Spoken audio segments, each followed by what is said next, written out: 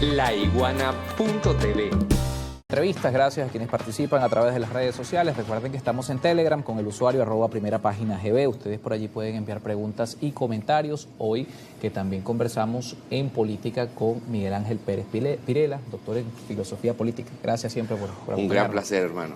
Hoy amanecemos con esta noticia, esta primicia, ¿no?, que ha sido ya oficialmente la primera vez que Trump, desde que es presidente electo, hace mención al caso venezolano, hace mención a nuestro país y nos da luces de lo que podría ser la política de los Estados Unidos luego del 20 de enero cuando Donald Trump asuma. Dice en esta locución, cuando es consultado sobre el tema de Venezuela, bueno, que Venezuela tiene que aceptar a los que van a deportar y si no, vienen sanciones. Y sobre el tema energético, considero que era absurdo que se le comprara energía a Venezuela porque Estados Unidos tiene 50 veces más energía que nuestro país. Bueno, buenos días. Yo tomo esta invitación como de alguna forma también un cierre, ¿no? Reflexivo y analítico de este 2024. Año muy movido. Año electoral, año movido.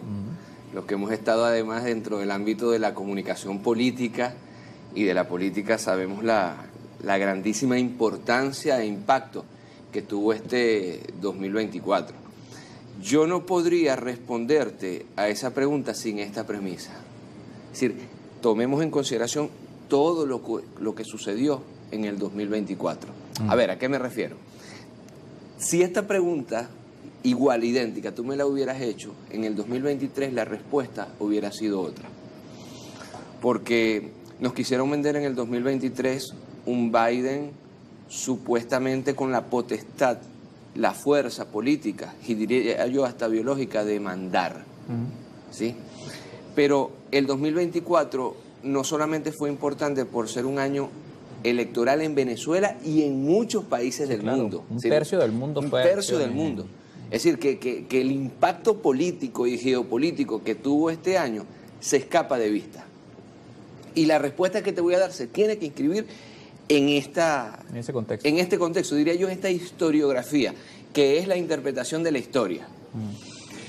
El 2024 fue un año en el cual se demostró que los Estados Unidos estaba acéfalo, que no había realmente un liderazgo político, institucional, diría yo, burocrático en el mejor sentido de la palabra. 2024 marcó la elección del presidente Nicolás Maduro y la elección también del presidente Donald Trump. 2024 creó las bases para que en el 2025, mira cómo vamos a comenzar enero. Nosotros no estamos estamos despidiendo, pero ya ahorita comienza 5 de enero. 5 de enero instalación, 10 de enero toma de posesión, 20, el 15 y el 15 está, antes del 15 el mensaje a la nación. A la nación y el 20 la de Donald Trump. Es decir, que ya antes del 1 de febrero ya hay una reconfiguración total de las fuerzas aquí en el hemisferio. Y no es poca cosa. Ahora, Donald Trump no ha llegado de facto al poder, claro, institucionalmente al poder, pero ya en términos geopolíticos y políticos lo hizo. Ya estuvo sentado en el Elysée con Macron, con Zelensky. Ya los Estados Unidos tienen sus manos metidas finalmente en Siria. Ya alentaron una colonización del Golán contraviniendo a las Naciones Unidas, por cierto, por parte de Israel. Es decir, ya hay una puja entre el gobierno saliente demócrata y el gobierno que está llegando republicano. Ya Donald Trump ha sido personaje del año por la revista Time. Ya el precio del Bitcoin va por $105,000 un Bitcoin. Ya Elon Musk rompió récord. Ningún humano había capitalizado tantos... 120.000 millones de dólares. Una barbaridad, una barbaridad. Y en este contexto, y me disculpas lo largo de la introducción, es que podemos leer las interpretaciones, que podemos hacer la interpretación y leer lo que ayer Donald Trump dijo. Primero que todo, una barbaridad desde el punto de vista energético y aquí yo creo que vamos a estar de acuerdo, porque cuando uno habla de Venezuela está hablando del país con las reservas más grandes de petróleo probadas del mundo. Y de gas entre las primeras también la del mundo. Cuarta o quinta de gas, depende de cómo se vea. un país con reservas hídricas sin precedentes, de minerales preciosos y estratégicos, estamos sentados sobre un lingote de oro que llega hasta Valencia. Es decir, él quiso menospreciar primero que todo los recursos naturales, cosa que es raro, ¿no? A nosotros se nos tilda de todo, pero cuando se habla de nuestros recursos naturales hay un cierto realismo. Él lo quiso relativizar. También, entre otras frases, dijo que él iba a obligar a los países, hablando específicamente de Venezuela, a recibir migrantes, si no, nos iba a sancionar, como si las sanciones fueran un hecho inédito, como si no venimos recibiendo sanciones desde Obama, el primer Trump, Biden y ahora Donald Trump. Ahora, ¿cuál es mi interpretación? Y la interpretación, yo no puedo ni quiero hablar en nombre del alto mando político venezolano, pero el alto mando político venezolano, comenzando por Nicolás Maduro, se conoce de memoria a Donald Trump. De memoria. Claro, ya convivieron 4 años con Trump. Por favor. Y esa lucha, entiendo que creo haber escuchado a Indira decir eso, y esa lucha en varias ocasiones la ganó Nicolás Maduro. Es decir, ese round lo ganó Nicolás Maduro. Pero cuando tú vas a ver, insisto con la historiografía, el primer Donald Trump, su gabinete eran enemigos jurados de Venezuela, su primer gabinete, y es exactamente lo que está haciendo con este segundo gabinete. La metodología del griego método, que quiere decir camino, el camino que él recorrió en el primer gobierno es exactamente el que está haciendo ahorita, y te lo resumo en esta frase: arrodillar psicológicamente al enemigo antes de siquiera echar el primer disparo. Donald Trump es un empresario. Donald Trump no quiere ir a la guerra, en el sentido de Clausewitz, en el sentido de la teoría clásica de la guerra. Donald Trump quiere arrodillar a su adversario incluso antes de negociar, para que llegue a la negociación en peores condiciones. En peores condiciones y ya derrotado. Eso lo sabe muy, pero muy bien el presidente Nicolás Maduro. Nos toca hacer una pausa, hablamos de eso al regreso de la pausa. En ese contexto, y si se dan de esa manera las cosas, bueno, ¿hasta qué punto Venezuela se ve perjudicada? Porque tenemos el antecedente de 2019, y lo dice Miguel Ángel Pérez Pirela muy bien.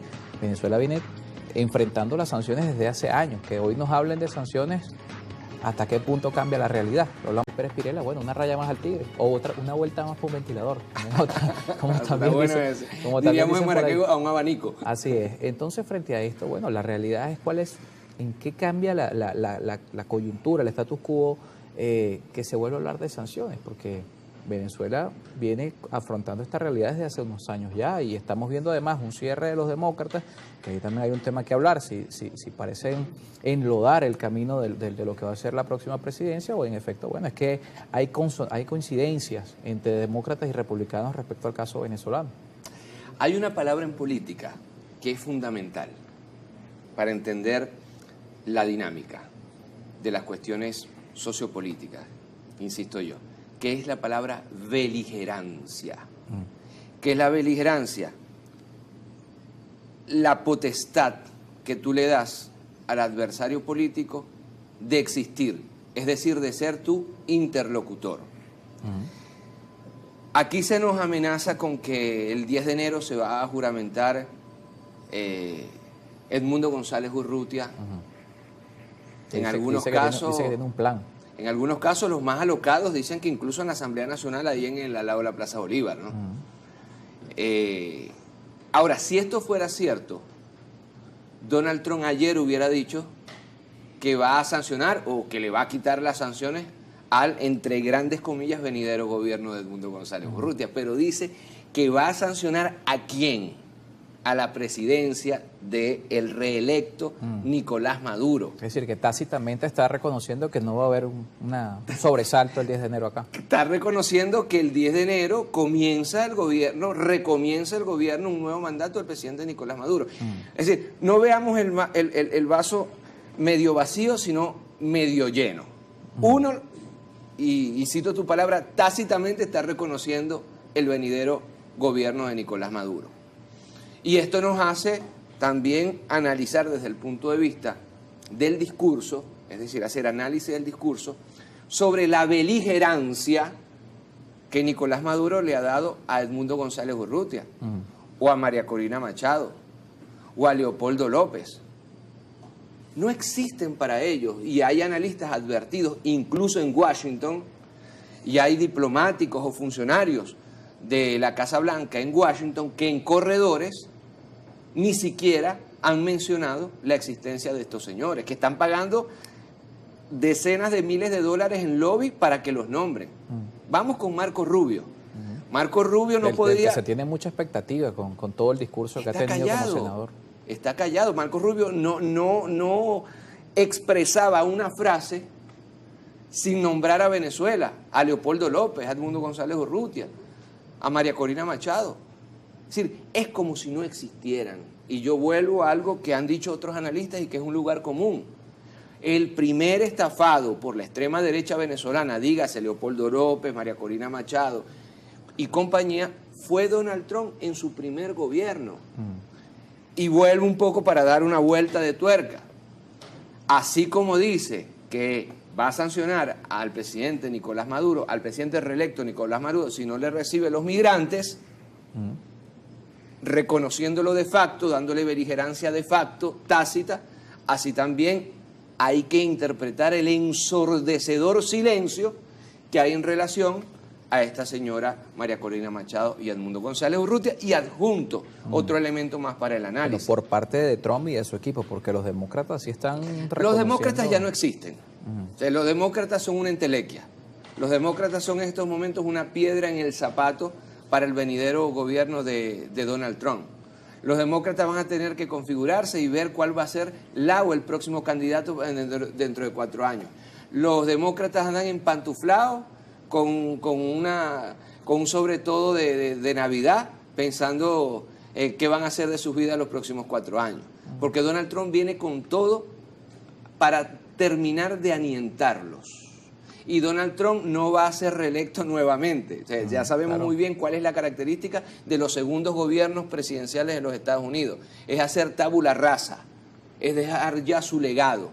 Y el legado de Donald Trump no es un legado otanista como el de los demócratas. Es decir, va por un proyecto, entre comillas, nacionalista. Claro, oye, ese mismo discurso lo decía, hacer de Estados Unidos el país más rico de su historia, una nación como nunca se ha visto. Y eso, detrás de ese discurso, y por eso algunas veces en los análisis que hacemos de los Estados Unidos desde Venezuela, cometemos el error de no verlo desde el lugar de los Estados Unidos. Claro, la óptica del norteamericano. ¿Cuál es la óptica de Donald Trump en estos momentos? Enterrar a los llamados globalistas, a los llamados otanistas, es decir, a Obama y compañía, al señor Biden, a Hillary Clinton, a Kamala Harris, y enterrar a los otanistas y enterrar a los globalistas quiere hacer un tipo de política hasta ahora desconocida, porque ni siquiera la política de Donald Trump es una política tradicionalmente republicana. En este sentido se abre un boquete interesante en relación a Venezuela, en relación a Rusia, en relación a Irán y en relación a una situación en el Medio Oriente, y aquí yo quiero ser muy responsable, que solamente puede ser interpretada a partir de una lógica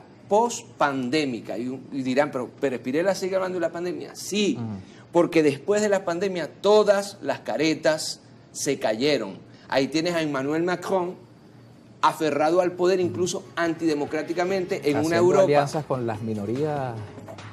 Acaban de, mira, no vamos a entrar en el detalle, pero acaban de colocar como primer ministro a un tipo realmente impresentable, que es un Ramos Alup de la política francesa. Yo me quedé asombrado, es decir, está desesperado y está haciendo todo lo antidemocrático político para evitar salir del poder, cuando ya él debería salir del poder y darle la mayoría del Parlamento francés a Mélenchon y a la gente del Nouveau Front Populaire, del nuevo Frente Popular. Es decir, en este contexto que nosotros tenemos que analizar el 2025 venezolano, desde una perspectiva mundial, internacional. Nos toca hacer una pausa. ¿Cómo analizamos el 2025 en el contexto venezolano? Porque hay elecciones. Hay en Venezuela, bueno, la propuesta es que hayan 3. Todo el mundo espera que hayan 3 elecciones, no se sabe finalmente qué va. ¿Y qué elecciones, además? Claro, vienen elecciones de alcaldes, gobernadores, parlamento, unas elecciones bien importantes, pero hay gente que adversa esa idea de ir a elecciones porque dicen, bueno, es que el 28 de julio es un precedente que impide que volvamos a ir a una elección hasta que no se publique el resultado, hasta que no se resuelva 25 años en ese... de Netflix, ¿no? Con toda la expectativa que se ha vendido.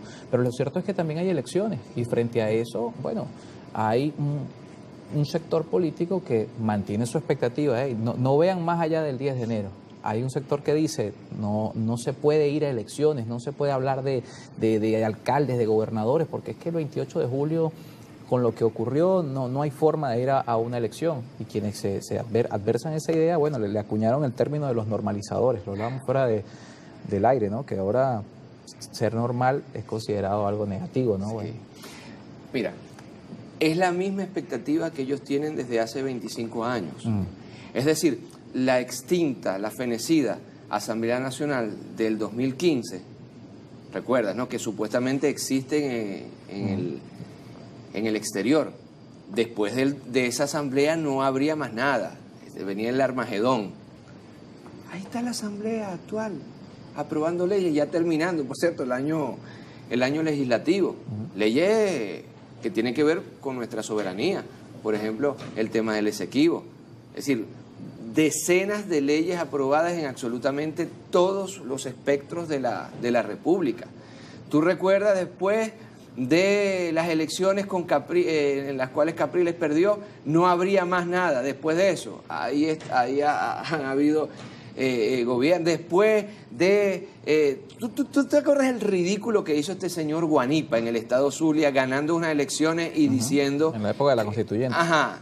No está mandando a Manuel Rosales a sus anchas en el estado Zulia. Es decir, la república, la nación, la patria no se va a detener por un puñado de gente que vive, y tomo una vez más tu palabra, de las expectativas. No es que ellos son locos al decir que después del 10 de enero se viene el fin del mundo. No, es que esa expectativa a ellos le da dividendos. Es decir, ellos viven de esa expectativa. A partir de esa expectativa hay no centenas o decenas de miles de dólares, hay millones de dólares en juego. Hay miles de millones de dólares en cuenta en los Estados Unidos, de las cuales beben los Guaidó, los Leopoldo López, los Ledesma, los Simonovic, las María Corina Machado. Es decir, esta supuesta, valga la redundancia, expectativa, como para colocarle más picante, que ellos están creando, es un negocio para ellos. Y pregunto yo, y les pregunto a los venezolanos y a las venezolanas que nos ven por este canal, realmente en la discusión cotidiana, en el cafecito del desayuno, en la preparación del arbolito, en la preparación de las hallacas, la gente está bajo la expectativa que Claro. No. Preguntando quién se va a juramentar Nada, el 10, la gente no... La gente está viviendo su vida sabiendo que hay un presidente que se llama Nicolás Maduro, un gobernador, vuelvo a citarlo, en el estado Zulia que se llama Manuel Rosales, una asamblea nacional. Este país continúa. ¿Qué pasa? Que este puñado, y me permiten la expresión, y me disculpo, de vagabundos que durante 25 años han vivido de la expectativa de que van a acabar con una supuesta dictadura, se acabó. Y para responder precisamente a tu reflexión y a tu pregunta, el 2025 y las venideras elecciones que vienen van a sellar el fin último, absoluto e irrevocable de la extrema derecha venezolana. De alguna forma ya esta nueva Asamblea Nacional, que ya está terminando, con esa bancada de una oposición democrática, va a querer alcaldías y gobernaciones, Claro. va a querer reelegirse. Hay una camada también de juventud que va a querer ser diputado, alcalde, gobernadores, desde el chavismo, desde los independientes, desde los opositores.